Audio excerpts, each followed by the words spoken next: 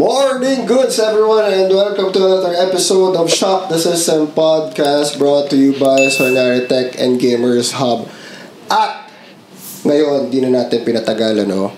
Meron na tayong co-host for this episode, no other than Papa Dens. Hello. Magandang umaga. Magandang umaga, tanghali at gabi. Ayan, okay. Diba? So, katulad ng sinabi ng ating malugod na guest, kapag mangungutang ka, pwede 3 gives, umaga, tanghali, gabi. Let's introduce our guest for this episode. One of the, pioneer na siguro to, no? Pioneer ng triathlon, isa sa mga pinakamabilis na swimmers. Tapos, dancer? Oh! Dancer. Part-time dancer, diba? 2022 Ironman World Championship finisher in Kona, Hawaii. Medyo kailangan ko i-klaro na Kona, Hawaii ito, Kona, diba? Pakilala natin ating Coach Ronald Molit. Welcome to the show, Coach Ronald. Thank you, Rafi, for having me. English? Kasi, alam mo naman, marami, all around the world. Napanood tayo. Diba, Coach, pansin ko lang ngayon, Coach, parang wala kang gel. Kasi, pagka ikaw guwapo, kahit wala kang gel, guwapo ka pa rin. Yun, pero speaking of gel, diba, meron tayo. Napapatagal ako ng kaba. Pero thank you, Rafi, for having me. As much as possible, try ko sagutin lahat ng questions in English kung kaya, pero in Tagalog, syempre kailangan sagutin questions. You don't have to worry, Coach. You have a translator. Yes, dito, ipe-French ko pa. Yan, lagyan natin ang subtitle, syempre. Kung gusto mo, since may Ironman World Championship tayo sa Nice, Papa Dens, can you give us samples of your French? Sige nga. Bonjour! Yeah! Je m'appelle. Okay, so this episode for sure is going to be fun. Si Coach Ronald, in and out of triathlon, is known to be one of the funnest. Hindi funniest. Pwede na yung funniest, di ba? Pwede na joker si Coach. Yes. Di ba? Correct. So, Coach, syempre for the benefit of our new viewers and listeners, can you tell us about your background as a coach and of course as a swimmer? Yes. Thank you, Rafi. Good morning, good afternoon, and good evening, everyone. I am Coach Ronald Molit, Ask a Level 1 and Level 2 swim coach and Ironman certified coach. I started swimming since grade school, grade 4 to grade 6, until college. And yun nga, until now, until nung pagpunta ko ng Dubai, and still competing in swimming, and eventually nung nagbo-boom na yung triathlon dun sa Dubai, nagtry ako mag-run ng konti. Run muna. Okay. Kasi that time 2010 siguro, 2010. Napansin ko parang tumataba na ako, so kailangan ko talagang sabi ko sa sarili ko, hindi yata pwede to na parang since grade 4 hanggang college nagko-compete ako, sobrang fit, tapos bilang tumataba di ba? So hindi yata pwede. But parang diin ng tumataba, bigla kang tumataba. Parang inulit-ulit mo, Coach. Parang, okay. Off-season lang, ikaw naman. Okay. Ayun. So na nasa Dubai ka, Coach, doon nag-start yung multi-sport journey mo, yes. Diba? To make it precise, no? So, how was your life in Dubai as compared to nandito na ang dami mong kakilala? Kwentuhan mo ako about the Filipino community doon sa Dubai. Okay. Nag-start ako sa Dubai, siyempre as an OFW kasi. Tapos, syempre, wala kang, as an OFW, doon ka nagtatrabaho. Ang trabaho, ang usually ginagawa ng mga OFW is trabaho, bahay, and minsan, mas madalas, party sa gabi, club.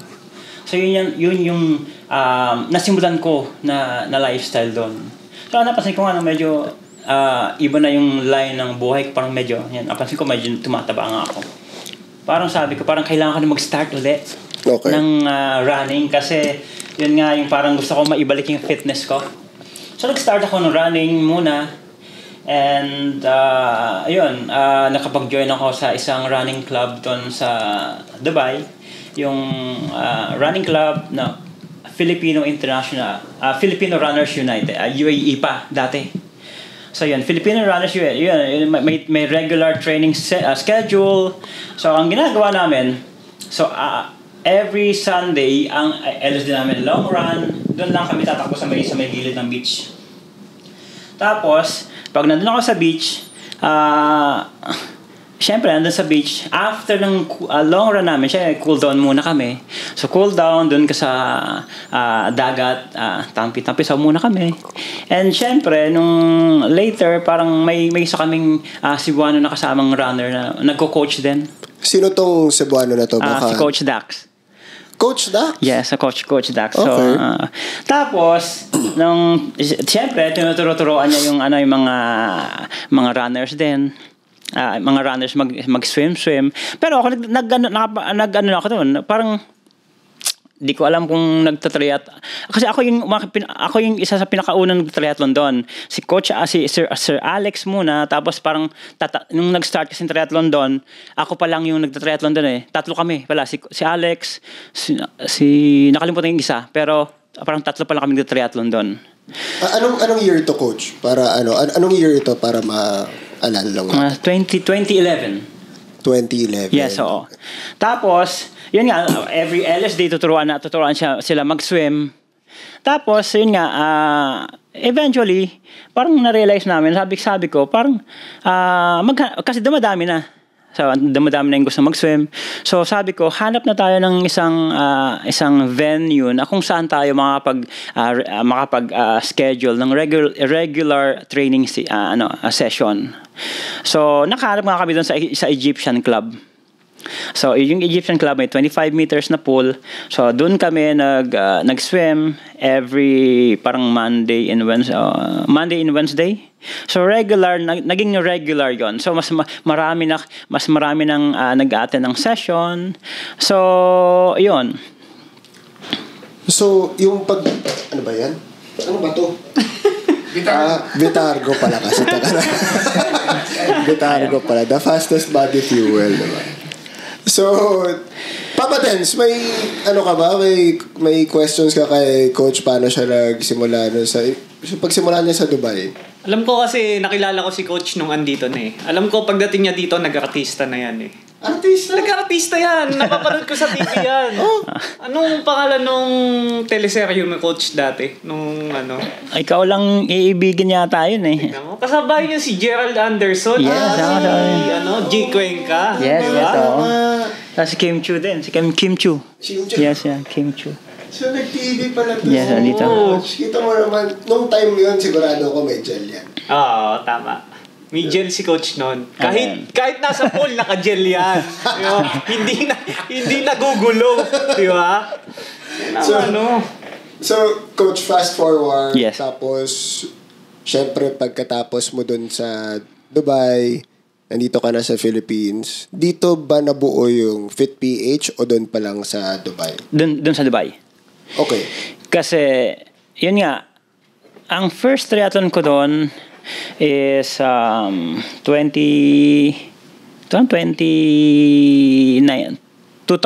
yata. Yun nga, nag-start kami parang sprint triathlon. Okay. Yun nga, tatlo pa lang kaming, ang pinakasikat na race doon, yung kilalang race talaga, yung Abu Dhabi International Triathlon. Ayun. Abu Dhabi International Triathlon. Okay. So, yun, ang race on every year, mayroon silang short distance, 1.5 kilometers swim, short distance, 1.5 kilometers swim, 100 kilometers bike, and 10K run. So, mahaba talaga yung bike? Mahaba. So, yung long distance, double. So, 3 kilometers swim, 200 kilometers bike, and 20 kilometers run. So, bakit mas mahaba yung coach? Bike. Bakit mas mahaba yung bike? Ay, kasi ayaw nilang, gusto nila maging, parang yun naging signature ng Abu Dhabi International Triathlon. Okay. So, gusto nila yung ganun distance. So, yun ang signature nila.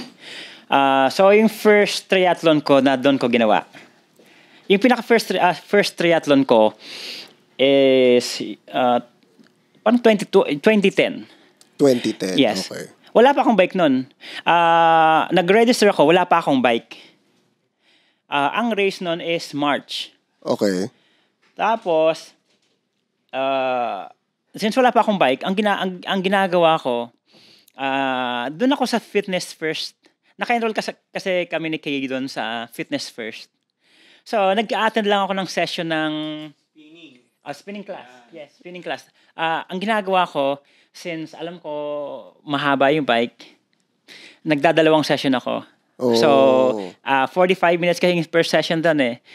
45 minutes. So, mauna na ako doon. Mag-warm up na ako bago yung mag-start yung session.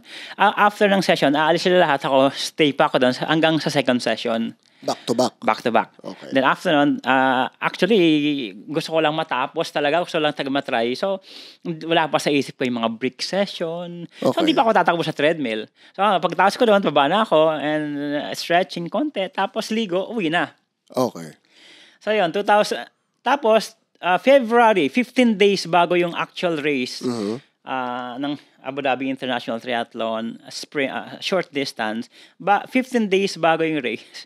Nakuha ko yung bike, binili ko sa Wolfies Bike Shop. Wolfies, yun yung suot mong jersey nung nasa Kona tayo, Wolfies. Yes. So, isa sa kinalang bike shop dun sa UAE, Wolfies Bike Shop. So, nakuha ko nga yung bike ko 15 days before. Tapos, syempre, road bike. Okay. Scott yung pinakaunang. Grabe. Scott, syempre, ang distributor ng Scott niyan, si Miss Cecil Ma'am Unison. Cecil from Unison. Diba? Ayan, so nakuha ko ng white na Scott na bike. So, road bike pala. Okay. So, nag-start ako mag-bike. Syempre, ginamit ko agad. Excited eh. So, parang yung first week ko, parang okay lang, bike muna. Tapos, yung second week ko, parang 200 ako. 200 kilometers ako. Kasi, ngayon, so after nga, yung actual race na, sobrang, siyempre, excited ako. Kasi yung pinaghandaan ko talaga yung swim eh. Sobrang ganda ng preparation ko doon sa swim. Maganda yung bike. Okay lang kasi wala pa ako bike. Sabi ko, okay lang. Siyempre, di ko na-expect kung ano kaya yung magiging result ng race ko eh. Wala akong So, pero basta yung swim, sige, ibibigay ko na yung todo kasi yun ang forte ko, yung swim talaga. And run, okay lang yung run din kasi pag-run naman, may mga run session. So yun, actual race, maganda yung swim ko, 22 minutes. Yung bike ko parang, so maganda rin yung bike ko. Yung run, okay naman. Okay naman yung naging result. Parang 4:53 yata yun, yung time ko. Sa 200 kilometer to? 100 lang. 100. It's a short distance. And the following year, sabi ko mag-long distance na ako. So, syempre, excited ako kasi parang bago sa sports eh. So, the following year, nag-long distance ako. So ang ginawa ko sa training ko, walang structure. Basta every weekend, magda-200 kilometers ako. Most of the weekend, nagda-200. Talagang nagustuhan ko yung bike ride, group rides with Dubai Roadsters. Habang nagbi-build ako ng swim, habang nagbi-build ako ng bike fitness ko, nag-swim ako, and may regular pa rin training ko ng swim and run sa group trainings na. Nice. And then yung pangalawang race ko, yung long distance na. The following year na to. The following year na. Which is 3K swim, 200 kilometers bike, and 20K run. Run. So after ng race na yon, parang sobrang na-excite talaga ako sa bike. Binilisan. Time ko noon is 10 hours and 12 minutes. 10 hours, 12? Yes. So, okay lang. Medyo mataas syempre kasi sobrang nag-suffer ako sa run na kasi talagang cramps na. Kasi tinodo ko yung bike. So, the following year ulit, long distance ulit. Yung time ko nun is 8:43. Oh, 2 hours. 8 hours. Yes, 8 hours and 43 minutes. So, doon, natuto na ako ng proper pacing doon sa bike. Okay. Sabi ko, steady lang ako. Steady lang. So, sobrang okay yung result.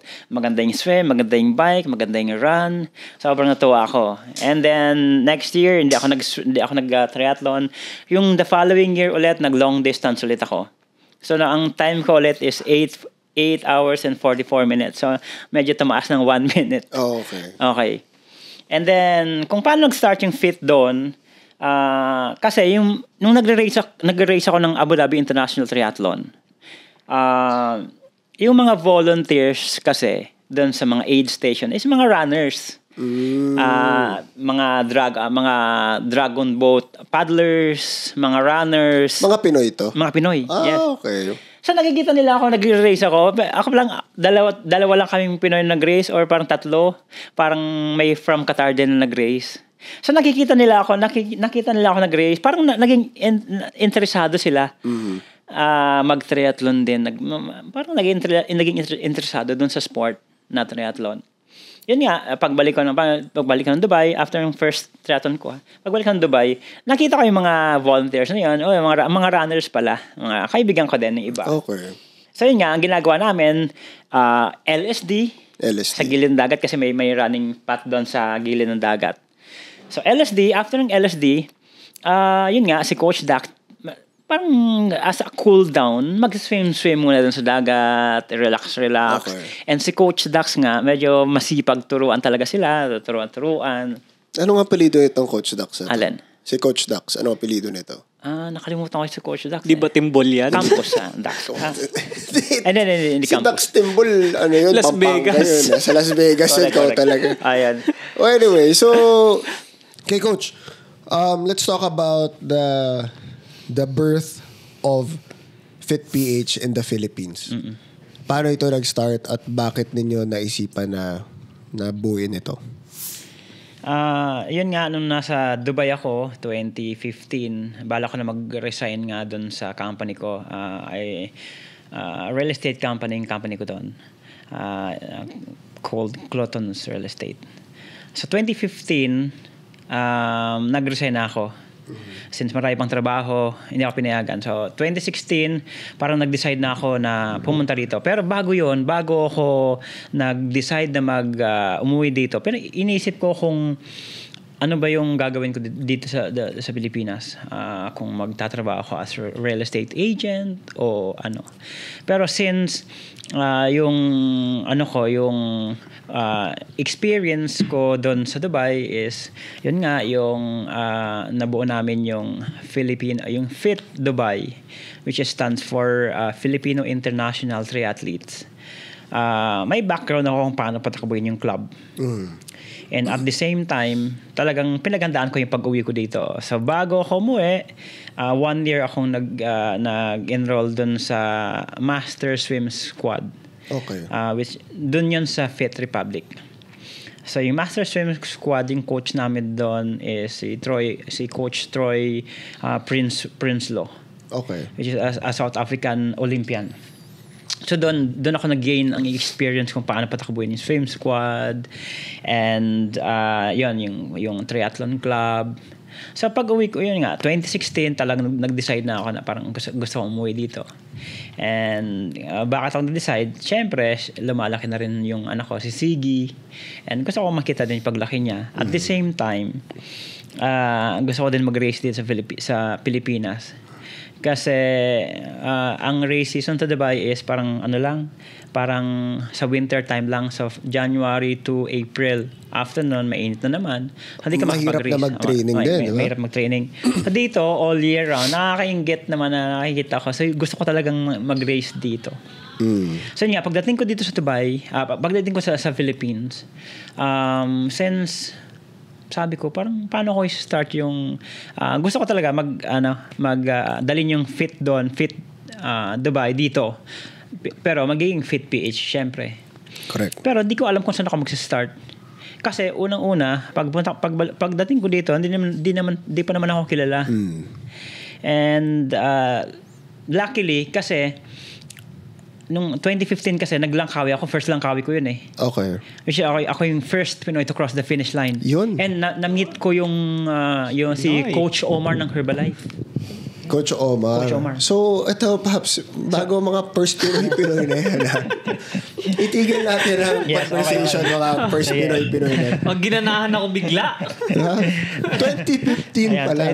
2015. Yes, 2015. First Pinoy. Yes. Sa Langkawi. Sa Langkawi. Coach Ronald Olit, di ba? Tapos, yan, show on earth. Yan. Ang hirap yan dito sa Asia, di ba? Yung Langkawi. Kasi puro, ang hirap ng bike course. Hilly course. Tapos, yung mainit. Brutal course. Sino second doon, Coach? Alin, nakalimutan ko actually kung sino. Anong time mo doon, Coach, nung sa Langkawi? 10:34? 10:34. 10:34? Grabe. Yes. Brutal course, 10:34. Walang sinabi pala si Luigi Robles dun sa siya pa naman yung pinagmamalaki natin. Dapat pala ito. Simula ngayon, pag nagkwento tayo, Coach Ronald Molit na yung kwento natin. First Pinoy. Diba? Buti hindi kinabahan si Mervin sa'yo. No? Nag-co na tayo. No? Dati, nasiyado ako nun. Ngayon, wala na. Ngayon kasi, simula nung nakilala nito si Johnston. Puro inom na ginagawa ni Coach after session. Dati, pagkatapos ng session yan, stretch pa. Ngayon, pag ano na i-stretch ni Coach. Si Johnson may kasalanan ito. Johnston, kung mapanood mo man to, ikaw So, Coach, going back to the history of Fit. So, 2015... nakilala ko nga si Coach Omar doon. And yun nga, sakto, bago ako umuwi, nung nakilala ko pala sa Langkawi, nakilala ko sa kainan eh. Sabi niya, na-mention ko lang kay Coach Omar. Coach Omar, uwi na ako sa Pilipinas baka 2016 next year. Kasi 2015 yung race eh. Na-mention ko sa kanya na uuwi na ako ng Pilipinas ng 2016. Yan nga, pag uwi ko, sakto, nag-message sa akin si Coach Omar. Naalala niya. So, nag-message sa akin si Coach Omar. Sabi ni Coach Omar, Coach Mulit, nakauwi ka na ba? Sabi ko, yes, dito na ako. Nagtatanong siya kung gusto ko ba daw mag-join sa Herbalife triathlon team. Doon nag-start ang Herbalife niyo. Yes. So yun, pag uwi ko nga dito, naisip ko, parang wala naman akong kilala dito. Paano ko sa start yung Fit PH? Ang naisip ko, sabi ko, tinry ko magtayo ng parang mag-establish ng regular training sessions. Okay. Pero inuna ko muna yung FB group.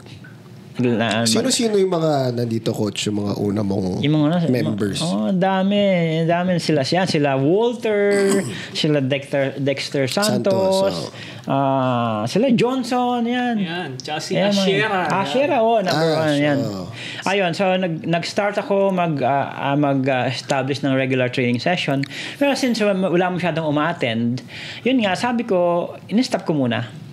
And sabi ko, mag-race muna ako for 1 year para pakilala muna ako dito sa triathlon community bago ko itutuloy. Kasi ayaw ko actually simulan yung Fit PH dito and over time, mga ilang months, madidismantle. Yes. Ang gusto ko, pagka nag-decide na ako na i-launch ang Fit PH, yun na yun. Talagang gusto kong gawin. So, since 2016? 2016, yan. Until now? Grabe, no? Isipin mo, Papa Dens. Ilang years na yun? Papa, hindi ako magaling sa math. 7 years. 7 years na. 2016. Strong. Diba? Ang mga, si Walter, nandiyan pa rin. Dito Walter. Yun nga, naisalba ni Coach eh. Sabi nga ni Coach eh, nung nakilala daw niya ano sabi mo, Coach? Alin? Si Walter, nung nakilala mo, isang hinga na lang? Actually, yan. Si Walter, isang hinga na lang. Mamamatay na, Yung fitness, sobrang baba. Yung parang So sobrang baba daw ng fitness level, isang hinga na lang. Konti na lang, mamamatay na. Joke lang. Loko lang po.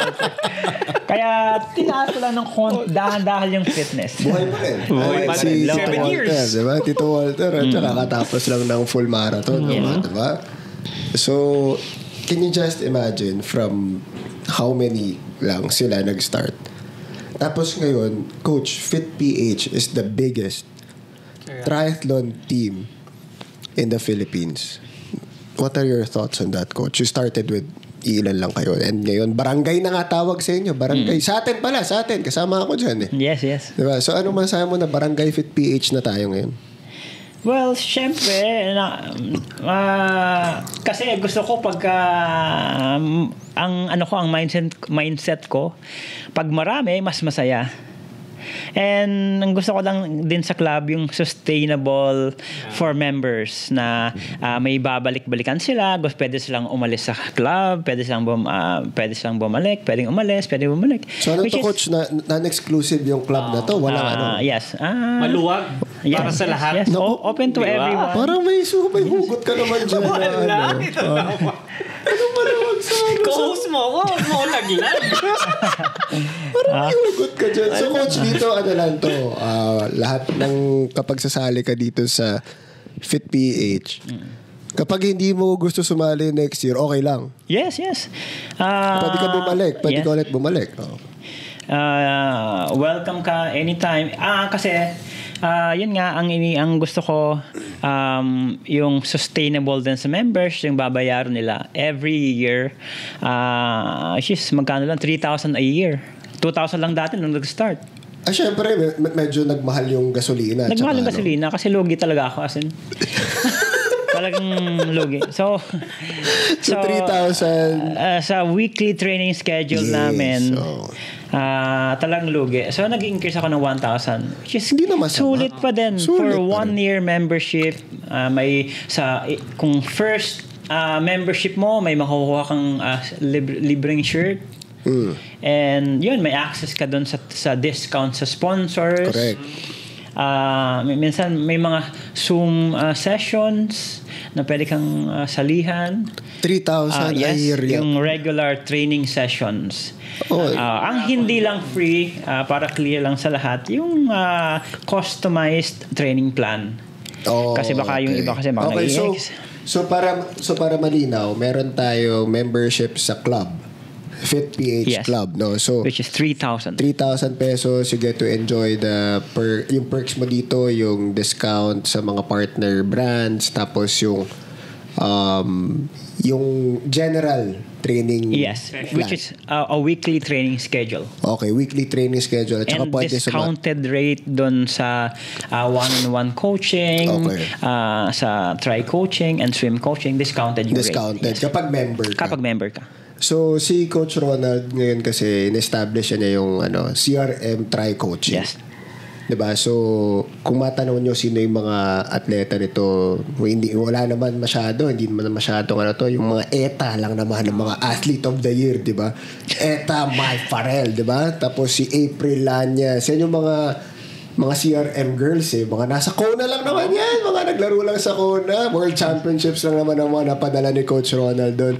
At Coach, ako very proud ako dyan sa achievement yun na yan. Syempre, nakita ko kung paano kayo nag-start and of course kung paano mo tinutukan yung mga girls mo na yun from I may say from very normal athletes, kumbaga yun yung grassroots mo Yes.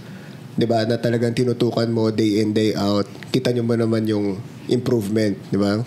Nakita mo si Eta ngayon kapag nasa karera, nakakatakot na Kahit Nuvali pinupuntahan ni Coach. Correct. From Cainta to Nuvali para lang matutukan. Yun, Coach, kwento mo naman kami nun ginagawa mo kapag sinusundo mo si Eta dito sa BGC, punta kayo ng Nuvali. Kamusta naman? Siyempre, yun, English yun si Eta, di ba? So, sa umaga pala, nag-warm up na kayo ng kwentuhan. Bago ko sunduin, kailangan naka-ready na yung mindset ko. Kailangan ko mag-English. Marami ako natutunan actually pagka sinusundo ko si Eta. Marami. Yung usapan namin, kahit gaano kabaluktot yung English. And over time, syempre, mas na-improve na pagka lagi mo sinusundo. Every weekend, sunduin ko ba naman eh.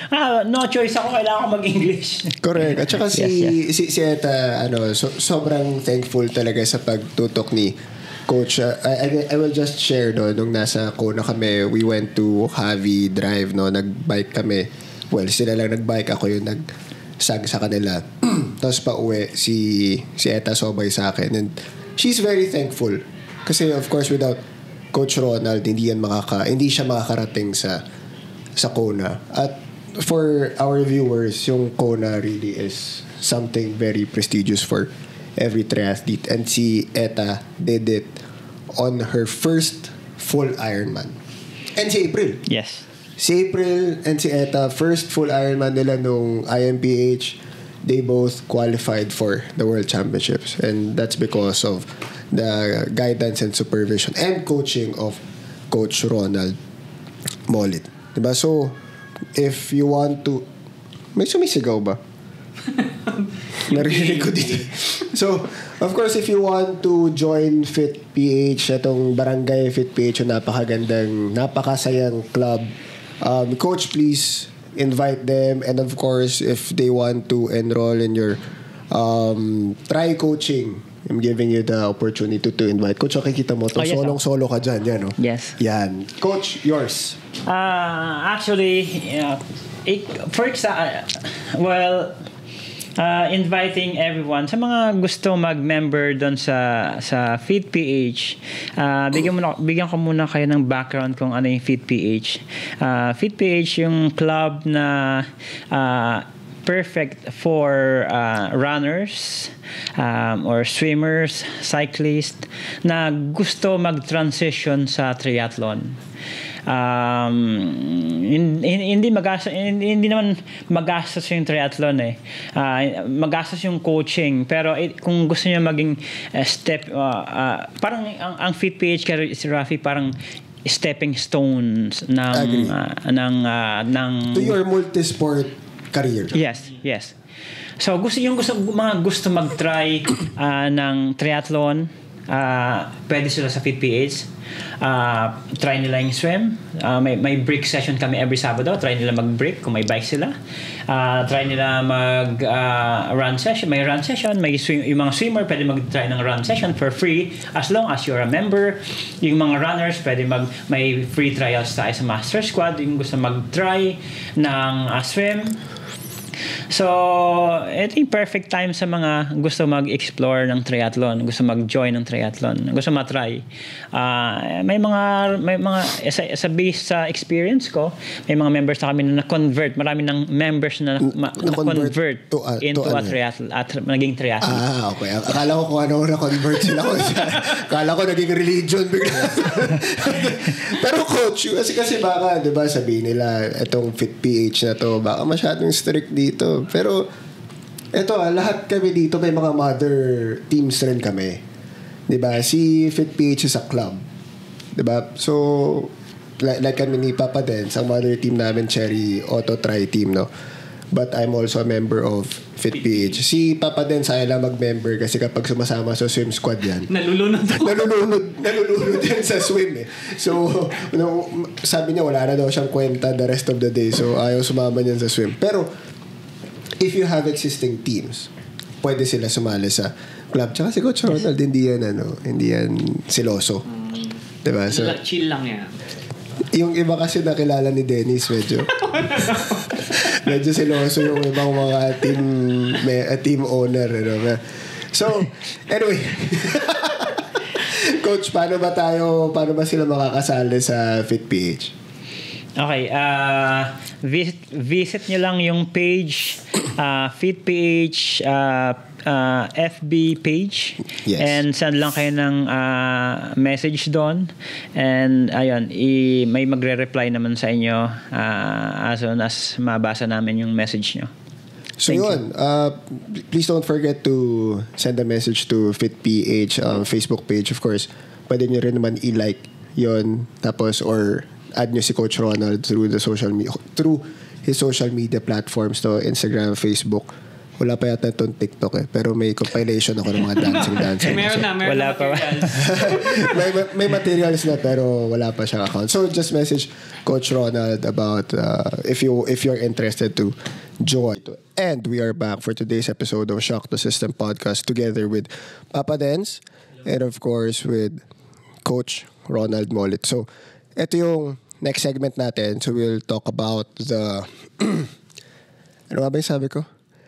We'll talk about the most memorable experiences ni Coach as an athlete and as a coach. Then, kukwentuhan pa tayo. Coach, most memorable moment as an athlete muna. Take us through. Yes. And syempre, yung pinaka-memorable, yung mag-qualify ka dun sa Kona Ironman World Championship. Lahat pinapangarap yung race na yon, and yun yung talagang memorable sa akin. Yung last year, yung Subic Ironman 2020. Nung 2022, Coach, nung sumali ka ng IMPH, because we all know na malaki yung chance talaga for Pinoys. Correct. Na mag-qualify because kaka-open lang ng borders from the pandemic, and then siguro parang 10% lang yung foreigners. And we all know that IMPH, ito yung pinuputakte ng foreigners para dito sila mag-qualify.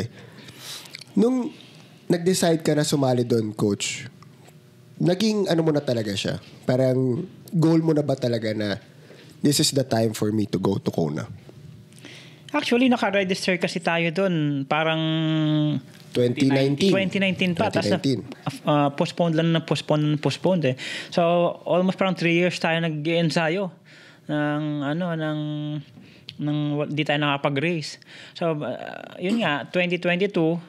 So, nung nag-register ako, syempre, ang goal mo din naman mag-qualify talaga. So, kailangan pagandaan. Kaso nga, nag-lockdown. So, parang nawala ka sa momentum. So, di ko muna inisip yung race. Eventually, nung medyo 2022, parang balak ko ulit mag-race. Parang nabuhayan ulit ako na parang, lalo na nung in-announce na parang walang foreigner na participant. So, all Pinoy ba tayo?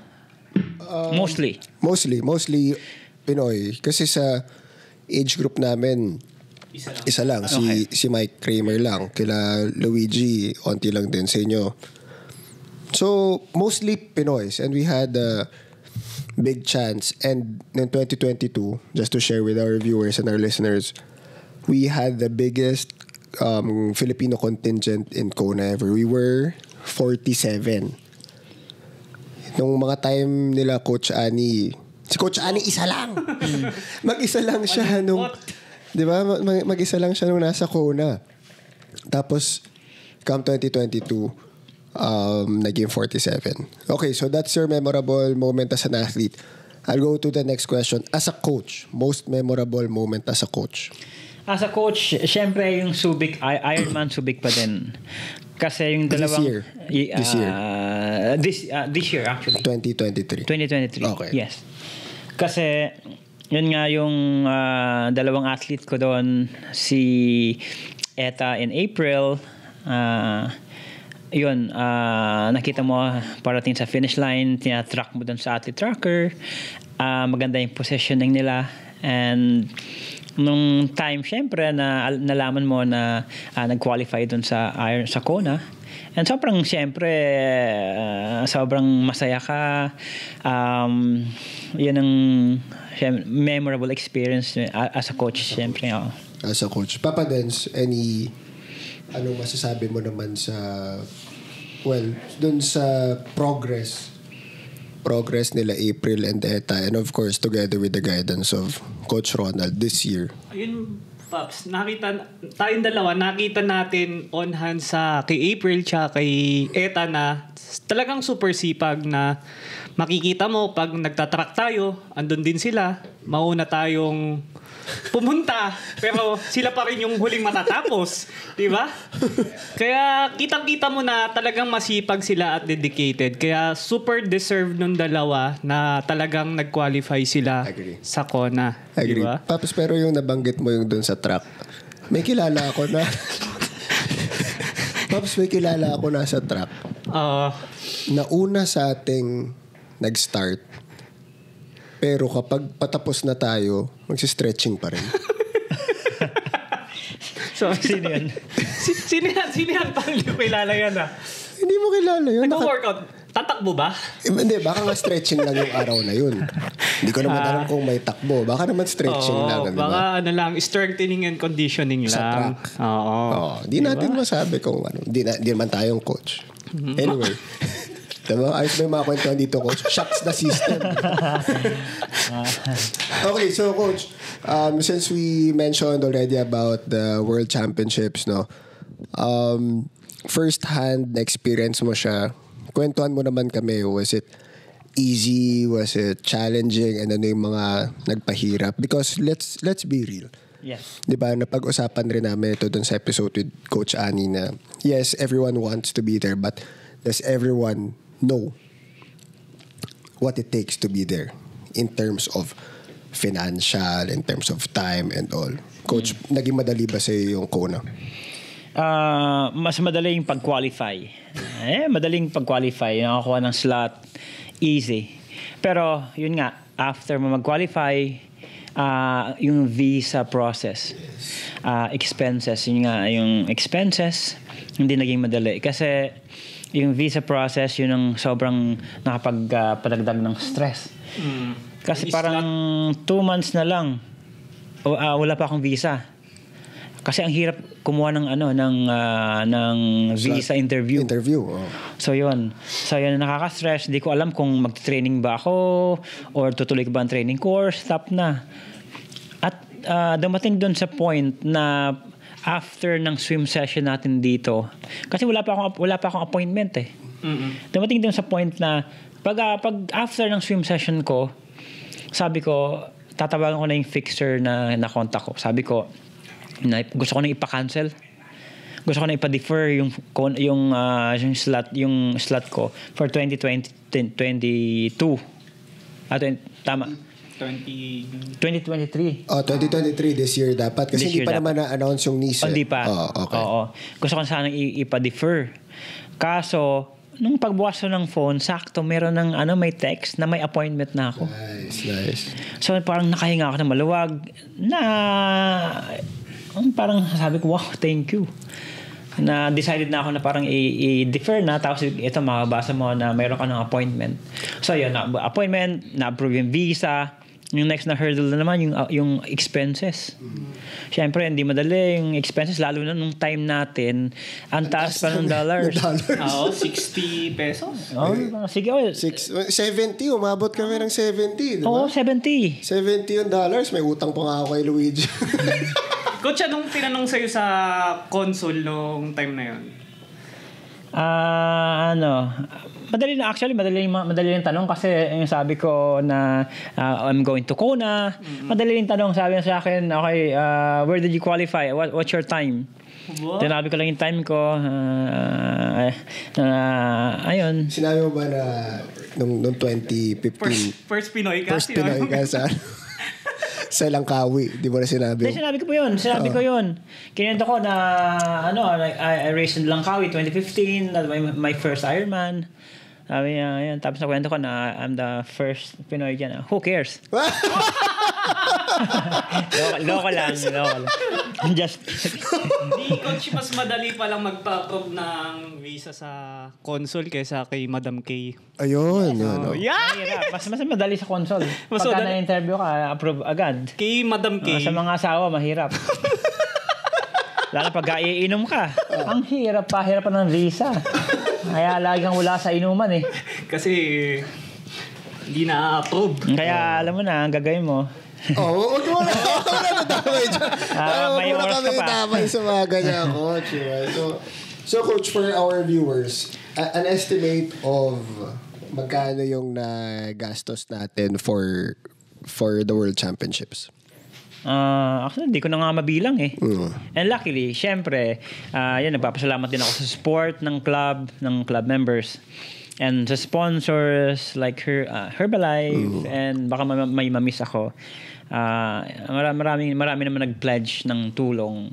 So nakabuti at least nakaipon naman ng sapat na funds para mairaos yung Tsaka hindi naman tayo nagutom doon eh. Yes, actually. Hindi tayo nagutom. Ang sarap ng kain natin. Sarap ng kain, sarap ng luto ni Retzel, di ba? Yes. Di ba yung... Ako nagluto ng adobo, syempre. Adobo, syempre. Pagalingan sila ng adobo ni Retzel, di ba? Araw-araw kami adobo. Di ba? Pero ang maganda doon, Papa Dan, share ko lang din na before yung Kona, yung mga OGs ng FitPH, sila Tito Walter, nag-create ng FundMe account. So, to fund yung World Championships ni Coach, ganyan ang FitPH. More than a club, I think, well, it's not I think, it's really a family.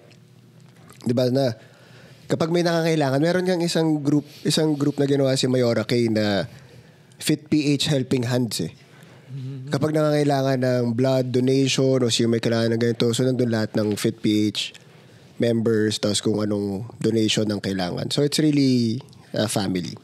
So, yun, Coach, nung nandun ka na sa going back to Kona, what was going through your mind?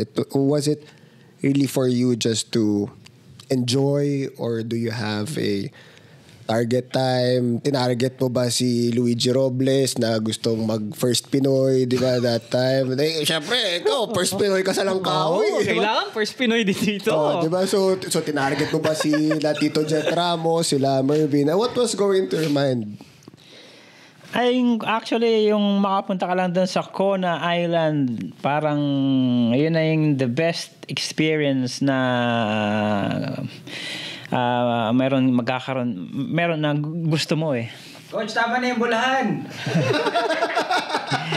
Ayun, yung best experiences, yung pag-apak mo dun sa Kona Island, yun yung the best experience. And syempre, top up pa yun ng all worlds top athletes na nandun, makikita mo nag-training sila prior to race day, and yung energy talaga sobrang taas ng energy. Yes. Sa Big Island, kakaiba talaga yung energy. Coach, matanong ko lang, nung nandun tayo sa race day na ito, no? Coach, sub 1 yung time mo sa 3.8 kilometer swim. Sub 1. 59 minutes. Yes.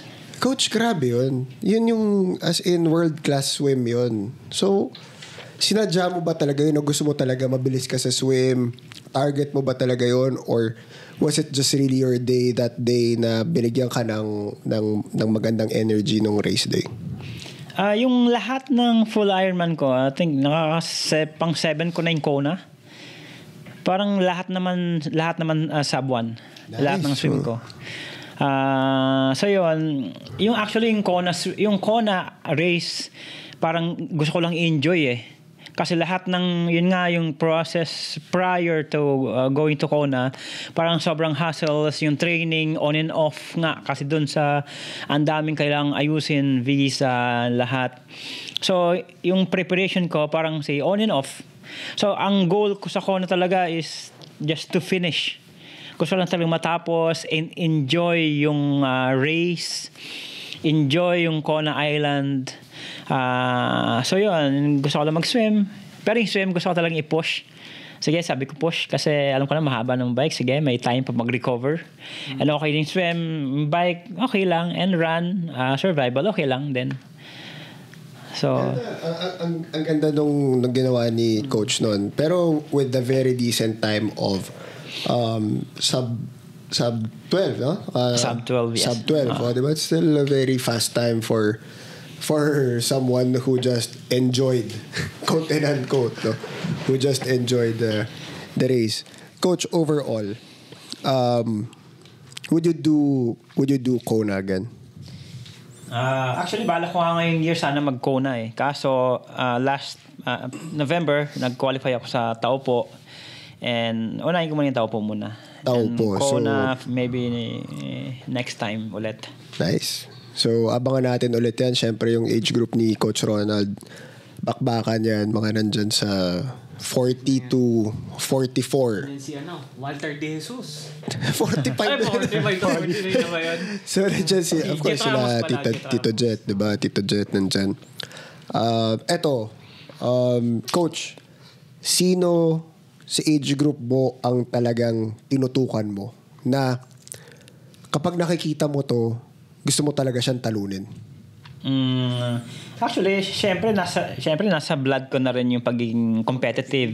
Since grade 4 as a swimmer, talagang tinitingnan ko na kung sino yung mga kalaban ko. Tinitingnan ko, dyan yung mga kalaban ko. Wow, okay, sige. So every time mag-race, since grade 4 hanggang ngayon, syempre, alam ko na kung sinong kailangan kong bantayan. Ayan, actually si Jet Ramos. Kasi, actually, pagdating ko dito, nag-race ako, parang unahan lang kami ng podium niya, ng first and second, hanggang ngayon, actually. So, pagdating nung Palawan, ayun, sobrang nakahinga ako ng maluwag na nabawi ko ulit yung trono. Yun, nabawi. Palawan, first. Yes, Palawan. First ka nung Palawan, yes, diba? So nabawi ko ulit. So, exciting yung mga susunod pa na races namin ni Jet na, ayun. May isa pa daw, coach Si Tito Jong sa Hulga. Ayun, actually. Oo nga si Jong, talagang di ko matalo yun sa full Ironman. Si Manong Jong ba may hawak ng fastest Pinoy in Kona o natalo na ni Merv? Hindi pa. So, si Manong Jong pa rin ang fastest Pinoy in Kona. Sub 10. Kasi si Merv nabanyo lang siya noon nung time na yun. CR ba? Oo, di ba? Nabanyo lang. Tsaka si Papi Luigi, hindi ko lang nabigyan ng splits Kung nabigyan ko ng splits nung time na yun, baka... Tsaka hindi na ilaglag yung ibang musubi dito. Kasi nakita mo naman yung musubi na dala. Mukhang pang camping. Parang magka-camping ng musubi. Ano ba yun? Medyo gumaan sana ng konti pa. Oo, pero di mo pa rin Sa next Kona, malay natin. Kukona yan ulit sigurado. Babawi yan. Nandiyan na, nasa anong time ni Papi Luigi nun? 10? 10-16? 10-16 ba? Huh? Si Mervin yan. 10-16 si Merv. Ikaw? Basta 10:30. 10:30. Pero ang alam ko gusto lang ni Papi Luigi nun, sub 11.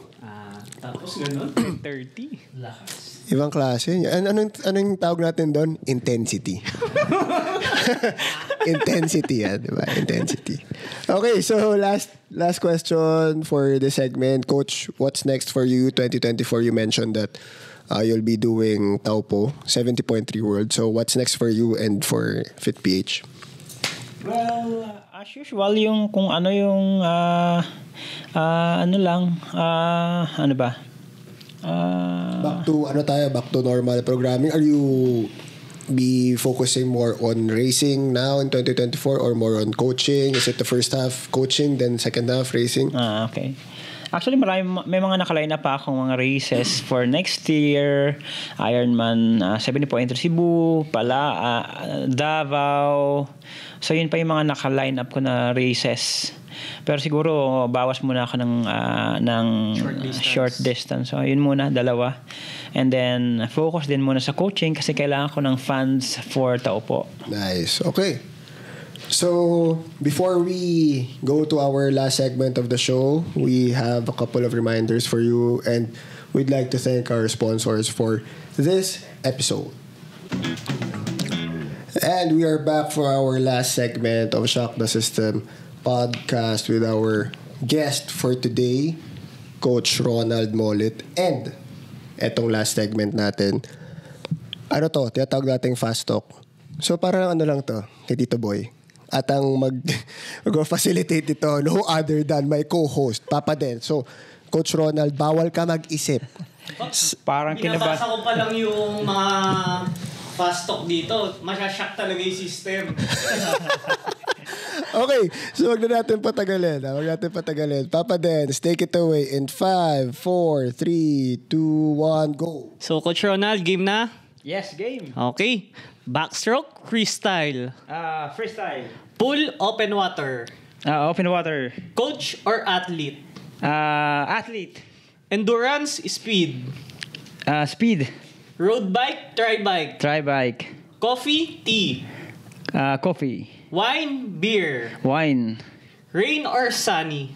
Sunny. Singing or dancing? Dancing. Straight hair, curly hair. Straight hair. Batman, Superman. Superman. Chinita, morena. Morena. Ano pala? Kanino galing tong mga... Ano? Bakit mayroon ganyan? Pinagbasa lang po ako, guys. Oo nga eh. Diba? So, and that... Ano yun? Yun na. Talaga? Bitin. The next episode. Kinabahan pa naman ako. Wala. Okay, so that concludes our show for this episode. Coach Ronald, last few words to end the show to our viewers and listeners.